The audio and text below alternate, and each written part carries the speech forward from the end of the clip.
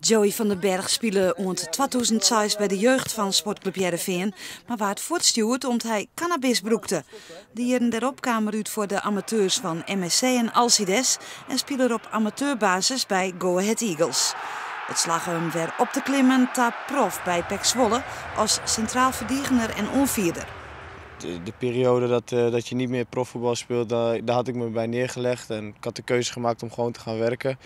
Toen belde Zwolle en toen was het eigenlijk, de knop ging gelijk om. En als dit nog lukt, dan ga ik er zeker voor. En ja, nu sta ik hier en dat is helemaal een overwinning voor mezelf. Waar was bij jou de omschakeling? Nou ja, als je van zoveel €1000 in de maand naar €0 in de maand gaat, dan weet je wat je mist. En ja, als je dan weer een kans krijgt om zo makkelijk aan je geld te komen, wat zo leuk is om te doen, dan denk ik dat iedereen hetzelfde had gedaan.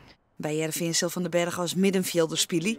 Hij had een contract tekenen rond 2016.